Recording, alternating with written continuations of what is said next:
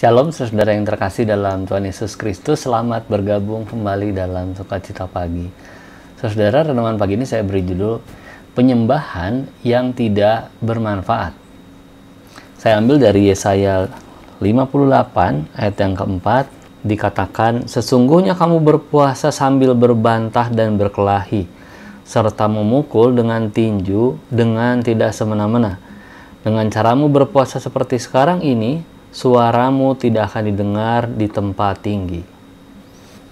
Saudara, kita bicara tentang kehidupan munafik yang dijalankan bangsa Israel pada waktu itu. Ini memang membuat Allah geram, maka dia memakai Nabi Yesaya supaya menyampaikan teguran-teguran keras, supaya bangsa Israel mendengar lalu berbalik kepada Tuhan. Bagi kita hari ini, saudara, mari merenungkan bersama-sama. Dalam dunia kita saat ini, mengapa bisa ada orang Kristen yang beribadah sambil berkelahi dengan sesama? Saudara, mungkin kita bisa menebak ya. Mungkin karena ibadahnya hanya terjadi di hari Sabat, di hari Minggu.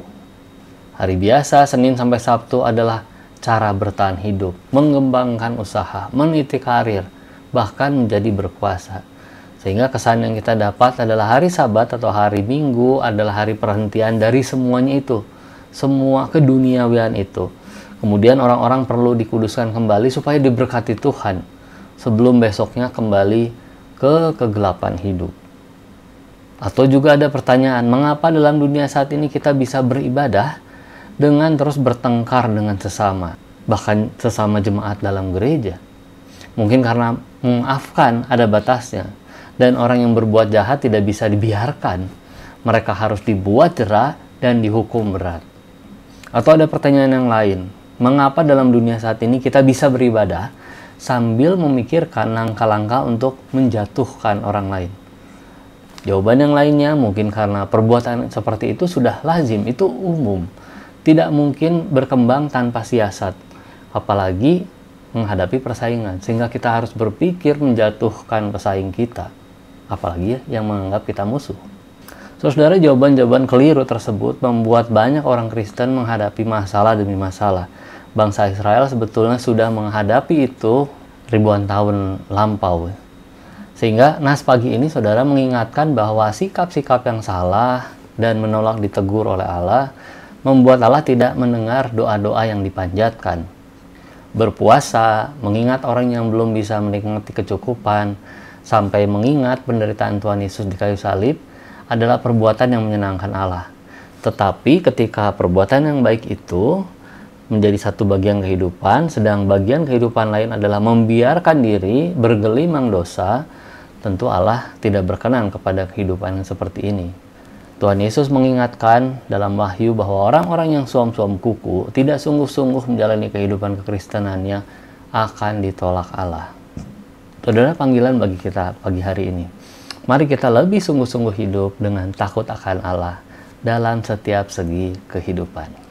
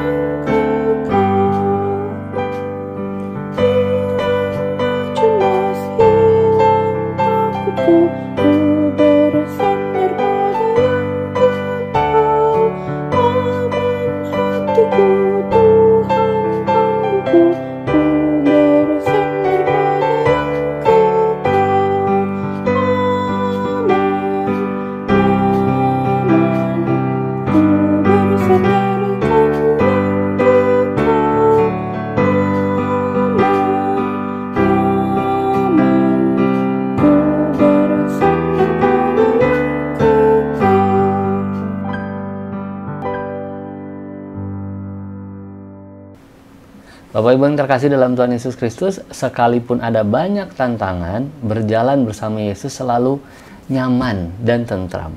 Sebab kasih dan berkat-Nya selalu berlimpah, melampaui segala kebutuhan kita. Mari kita berdoa, saudara. Bapa kami yang di surga, kami mohon ampun kalau sampai hari ini kami masih mendua hati, tidak benar-benar mengikuti jalan-Mu dan memakai kekuatan kami sendiri untuk menghadapi hari demi hari.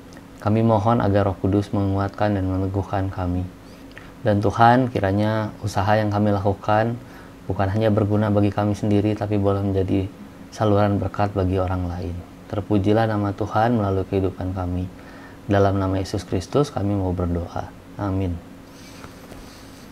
Selamat beraktivitas saudara, damai sejahtera dari Tuhan Yesus Kristus menyertai.